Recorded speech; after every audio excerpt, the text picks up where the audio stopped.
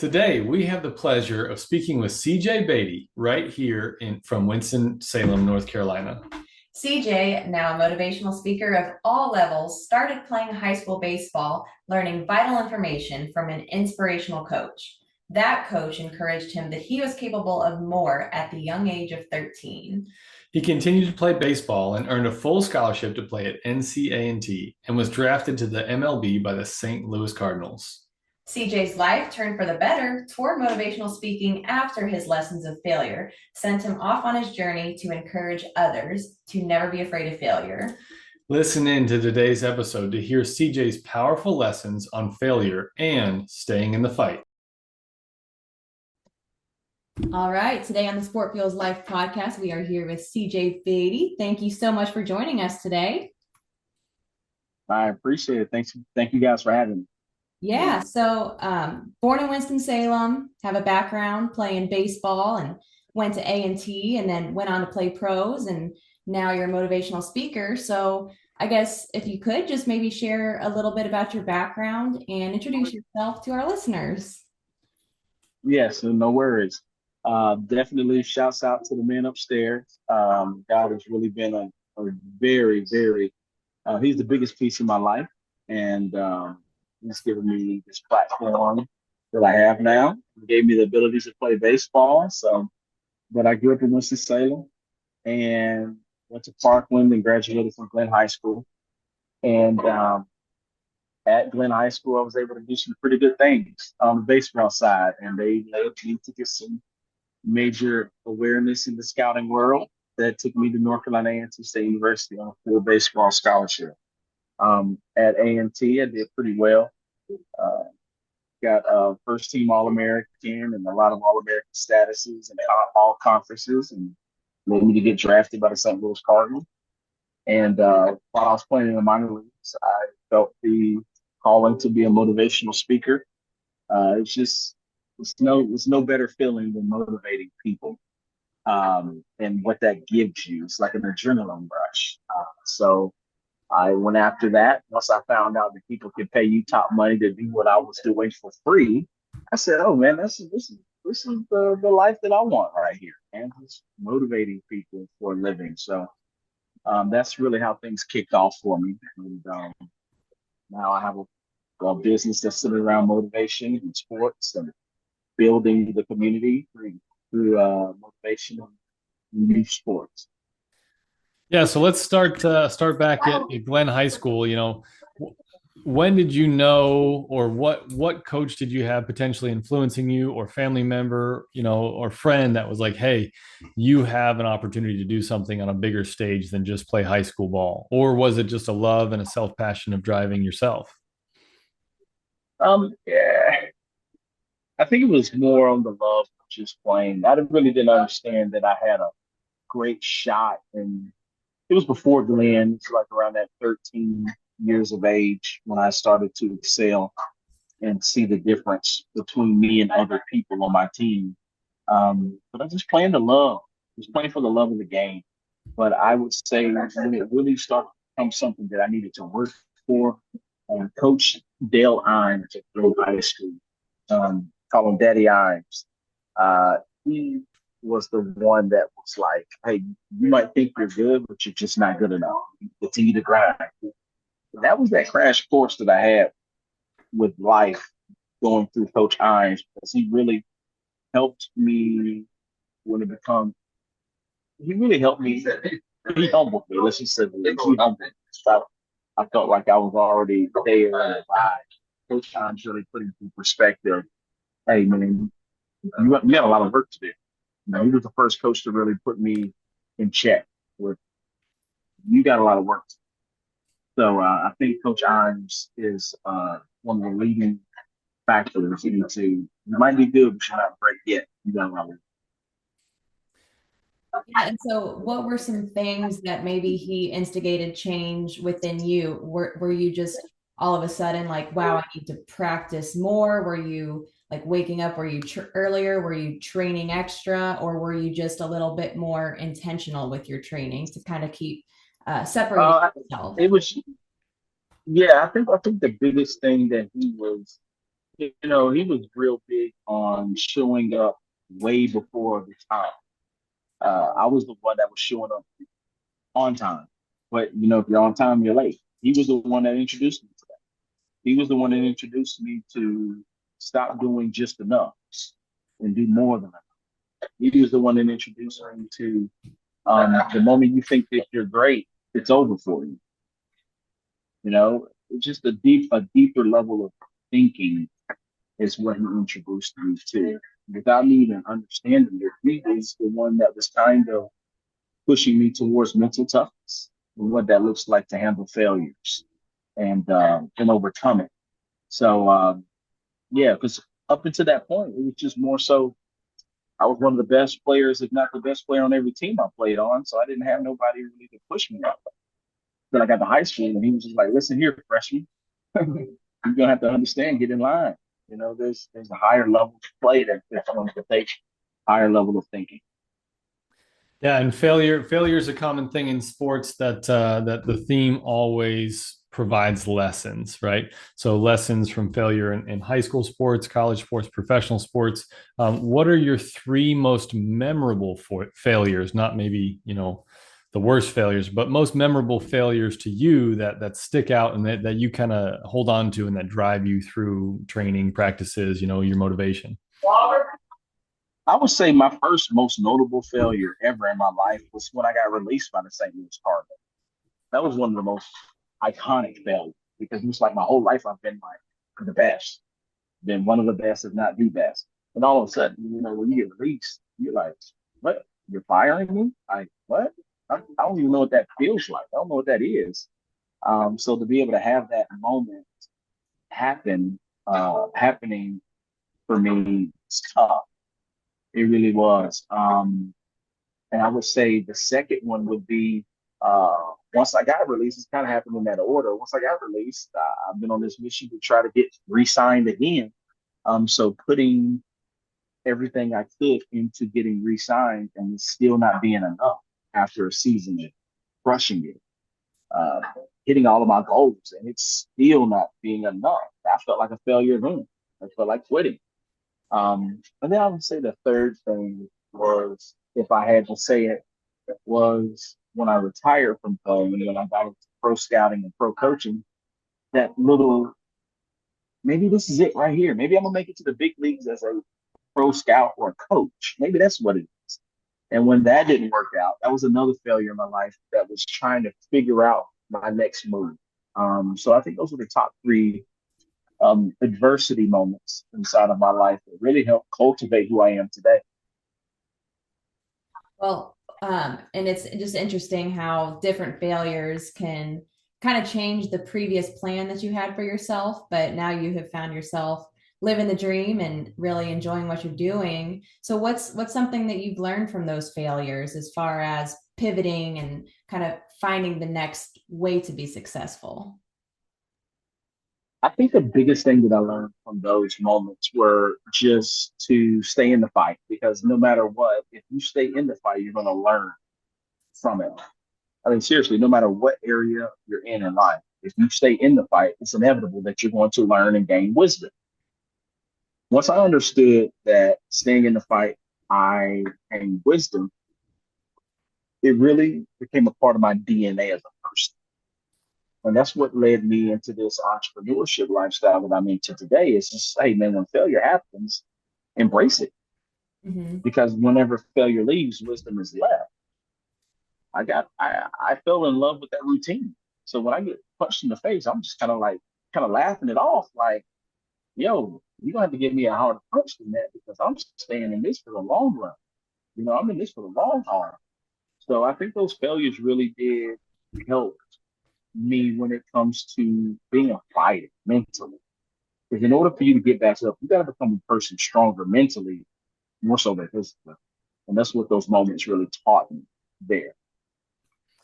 Yeah. So again, wonderful transition. It's a great story to obviously learn that the failures that are most memorable to you are at the end of your career and not so much early on. Some people have recovery stories, some people have injury stories, some people have all kinds of things, but yours is more of a motivation and a story that is, I'm going to change and pivot from my career. Because I tell my athletes all the time, you will not be an athlete forever at the same level. We go up and down in waves, and I, if you can remember, when was the first, I guess, organized? You said you started doing motivational speaking for free, organized motivational speaking, and how did you, like you say, you have an adrenaline rush? What made you feel like, hey, this is something I enjoy doing and really want to do again in the future? Yeah, it was shoot. I mean, my big break came whenever my now friend Tom Walter at Wake, um, he helped me when I was buddy on YouTube. I was doing it for free, speaking to elementary school in the area. We spoke it over today. I don't go to over 50 schools and they tried it. And early in the stages of trying to figure out how do I make this professional career, my first big break came when Wake Forest University baseball invited me to come speak. And this was way before the beautiful ballpark that they're in now. Um, but when I was there in their old locker room, he gave me the opportunity to record on YouTube. And my mental toughness speaking. And it's still on YouTube to this day. It's over 10 years old, about 12, 13 years now. And he allowed me to put it on YouTube because at that time, Wake Forest today, they could recruit the best now because they're like a pinnacle for pitchers and everything like that. Um, but back then, he was just like, any publicity that we can get, please post us on YouTube. We need some help. But I put it on YouTube, man, and it took off. The views went up. It was fun to watch. We tracked it, and from that, a lot of people started reaching out for me to come give the same Wake Forest speaking to their organization, to their school. UVA football was another big prominent speaking that reached out to me as well. Then Campbell football, once they saw me do UVA football, and it just started to snowball through social media. But that right there is really how I got my moment, and I utilized that momentum that I got from the Wake Forest speaking, and it just took me to a different level of brand awareness to help me go and continue to speak and grow and get better in that craft. Yeah, and I'm definitely hearing some themes across your story here. So, just having a background as an athlete and being a fighter and staying in it to now being an entrepreneur, which is something that so many people struggle to find success with. It takes a lot of grit to actually make it in your own business, and it's almost like your past has shaped you and given you the tools to be successful, because I don't remember what the statistic is, but I know that there is a very high percentage of businesses who fail when they start up, but you were given an opportunity and you took advantage of it, and you have a gift, and more people are willing to pay for that gift because clearly you have a skill with communicating with teams. So that's just a really cool story, and hearing kind of your transition from being an athlete to then putting it to an entrepreneur mindset. So are there any things that you did as an athlete that you still do today as running your own business? Oh man, heck yeah. And that's why corporate companies love to hire. Once you find out they was an athlete, even if they was an athlete in high school, you like to hire and go after athletes because they understand how and what it takes to endure, what it takes to invest in themselves and sacrifice for practices to get more out of. That's why you go after athletes. So yes, me and my successes in entrepreneurship wholeheartedly comes from being an athlete, an intense athlete at that, making it to the professional ranks. Understanding that in order to get more, you must do more. Not settling for good. If you want to, as a professional athlete, I can't just be good anymore. Everybody around me is good. So that means that I need to be great if I want to stand out. So that means that that athlete inside of me is saying, hey, if you want to be, like they say, the Mamba mentality, you have to show up before everybody else does. You have to leave late when everybody else is, going home for rest. Maybe you got to stay and get some extra reps. So what I learned in pro ball is definitely what I took into my business life. Was saying that if I want my company to be great, I got to invest a lot more time, effort, and energy inside of that. How can we be great? Not settling for good and pushing for new boundaries, new limits. So a lot of that comes from being an athlete. It's cool to be honorable mention one season, but now next season honorable mention don't taste so good. And it's cool to make second team, but next season I know um, honorable mention under second team don't taste so good. You got to go for first team. So that's the athletic analogies that really help propel in entrepreneurship. Yeah, absolutely. And you've got a lot of different speaking opportunities. You continue to go from different schools, different programs, different organizations. When people request, obviously, the Wake Forest video was your biggest initial hit, but when people request you now, there's been a lot of changes over the last decade. There's more than just motivation. There's more than just work harder. Now we have NIL. Now we have different professional sports. We have a new era, and we still have litigation going on in the NCAA specifically for high school to college athletics.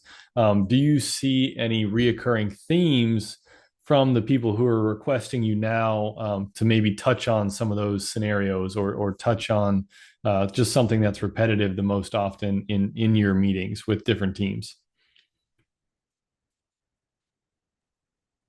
Yeah, yeah. That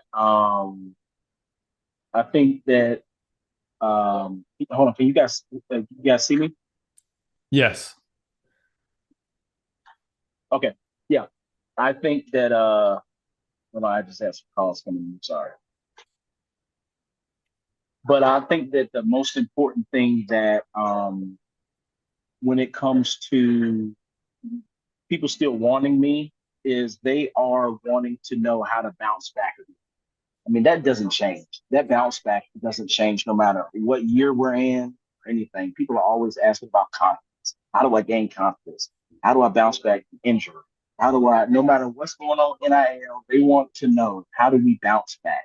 How do we get better and everything like that? So I think that that's the most important thing, that no matter what date it is, where you live, what your language is speaking, is the bounce back. I got punched and I need to get motivated to get back. I want to be a better person. I want to be a better communicator. That right there, one size fits all, and that's when the people to God comes back.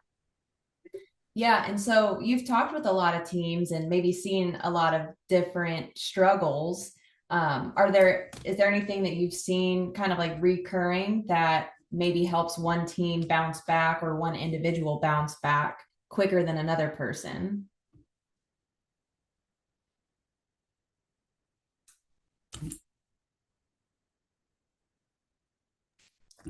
And you know what? It's that person that's willing to go all in.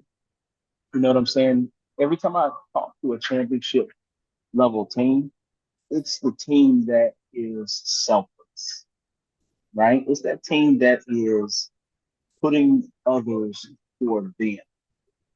It's that team that wants to make sure that their brother or their sister is thriving before them. That's the team that typically wins more championships. And that's what I'm starting to see a lot of. It's like when I'm talking to a championship ball team, it's usually a team that just give of themselves more than them internally. And that's even harder to do this day and age when it comes to NIL. Everybody trying to do for themselves and make more money like that. But if you truly want to see a championship ball team or have that atmosphere, it's got to come from within, of me genuinely wanting the next person to succeed more than myself. That's a championship ball team. Yeah, you love to hear it, and it's obviously baseball is a big team sport, but the individual athletes can, oh, I'm working on the outfield. The pitchers are so important. Everybody's got to hit their own. If they're hitting, they're playing well. First base has got to be on par, but they're ready to go with the team. And so even in individual sports like track and field, we're both professional pole vaulters, and so we have teams of event groups that get to work out together, but we compete separately. And I try to encourage just what you said. It's like, okay, you compete separately, but do you want your teammate to do well? Because if you don't, then you're going to restrict your own success. And it's amazing. People Exactly. they don't quite understand how that can really correlate. But it makes a big difference. Just wanting your Huge friends, difference. yeah, wanting your friends' business to succeed, them helping you out, whatever it is in life. If you can pour into other people, they can pour back into you, and then that success ultimately it becomes habit, like you said. So I do want to Mm-hmm, mm-hmm. I do want to shift a little bit. Innovation is something I'd like to describe you as far as motivational speaking. You got a separate talent here. You've touched into the ideas of softball, baseball, and now you do walkout songs. Explain a little bit about how that started, because I'm a fan. I was scrolling through your social media, looking at it, it's like, all right, let's go. I'm gonna get some of these for my squad. But let's talk about how that kind of came to be, and what your favorite walkout song is right now. And if you could give us a little bit of an intro right here in the Panera Bread. On the spot. No, no, no words, man. Yeah. So the softball and baseball music really, it was something that was on accident.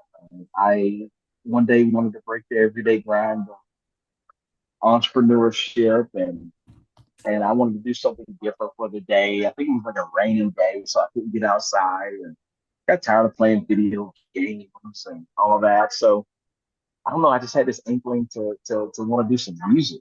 I'm musically inclined. I have a background in music, but nothing major. I grew up playing like the traditional instrument for your middle school and band. I played the trumpet.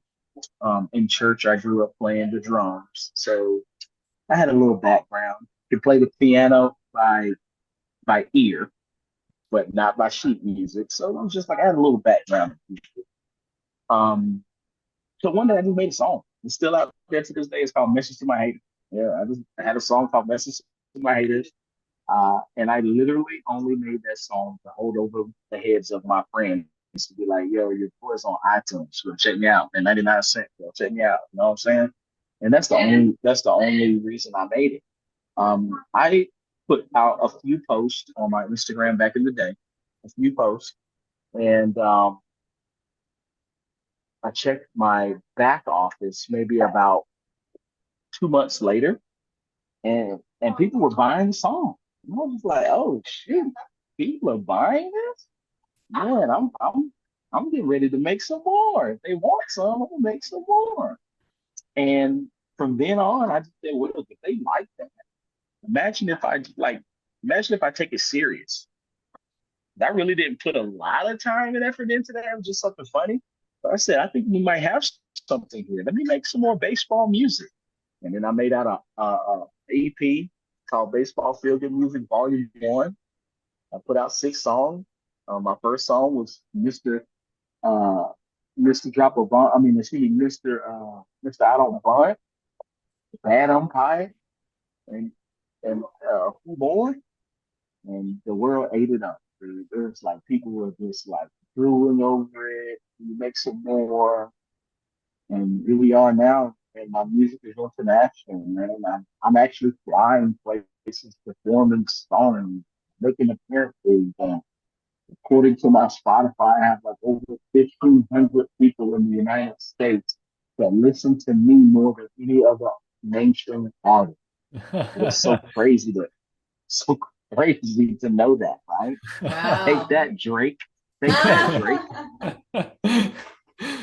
Well, and Yeah. it's crazy. It's an accident, but music is so powerful, and it definitely has an impact in sports. I mean, you're setting the tone, you're setting the mood for people to go out there and have fun, but also dig deep. And yeah, I mean, and it's also probably a great way to connect with your audience. Hmm. Hmm. Very, very big way. And then strategy came into play whenever two things that makes up my music is one, it's all clean. It's no profanity. Everything is all clean. Two, even though we're having fun and might be talking about some umpires in their strike zone, um, we still have a message within it, and it's still pump up. It's still motivational. it's still I can. No matter if the pitcher's throwing hard, I can hit it out the park. No matter if that batter is very, I'm gonna strike them out. So it's still motivational. So I still use strategically music as a vehicle to still motivate people. Yeah, another branch. Yeah, that's the best Yeah. part is like you have your path and then you have a branch out and you're just continuing to grow a bigger and bigger tree. And it's exciting when you can find something, by accident that's innovative and gives you an outlet, but then still comes back to your mission and your purpose. And like I said, people eat up when something is exciting, they can attach to it. And they drive it drives the message home better because we can hear and listen to people talk all day long, but when you have something that connects and drives the message home better, it's a little catchy. It definitely sets you apart. So it's like I was going through like, oh, gotta Yes. listen to this one, gotta listen to this one. So yeah, you Hey, got be you got careful. It'll take you down a rabbit hole.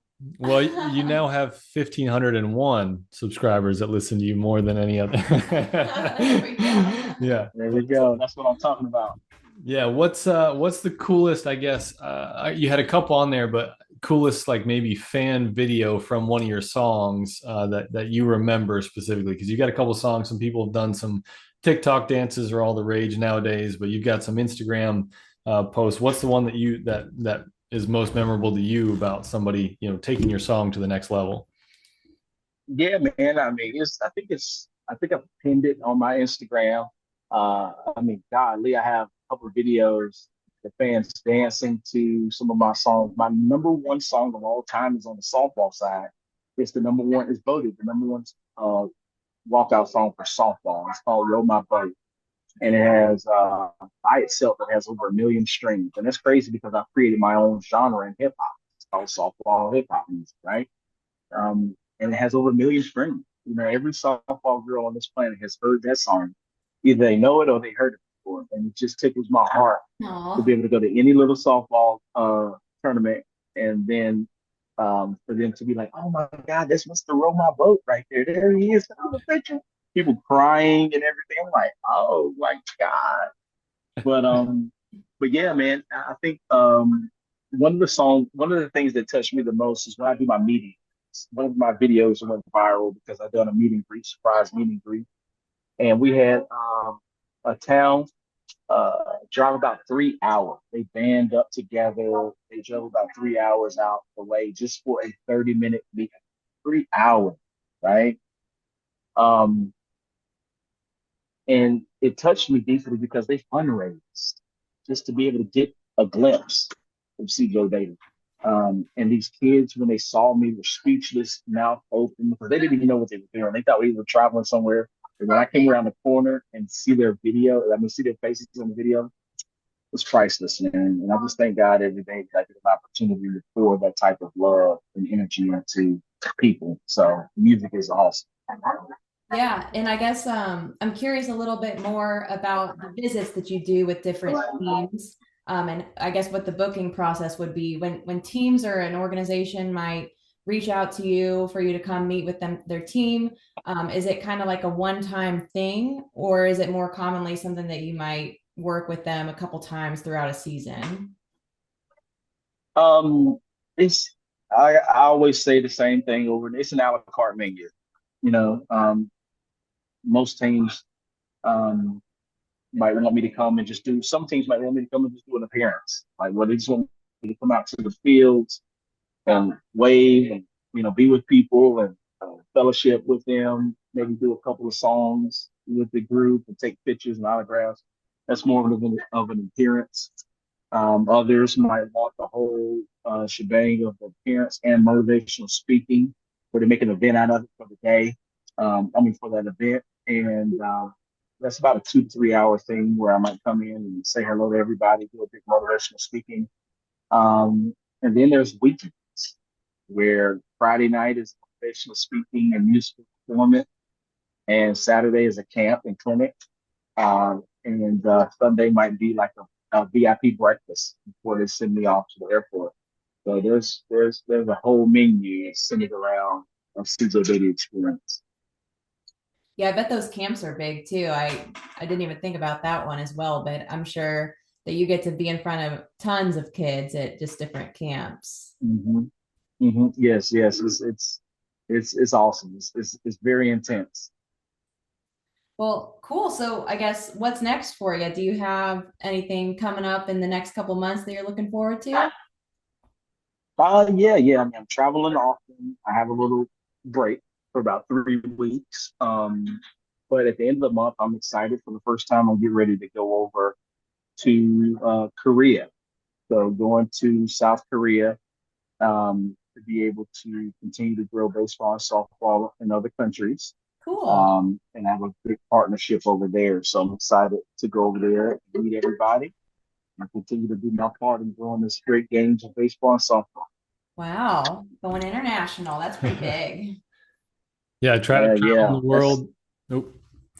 Traveling yeah, the yeah. world. Social media is it puts you so many places, you know. So I mean, it just feels good to know that I have that international presence. And people love to rock with the brands over in different countries. I mean, so we're in a lot of different countries right now. YouTube has us in like over 220 countries right now, Wow. so it's pretty cool.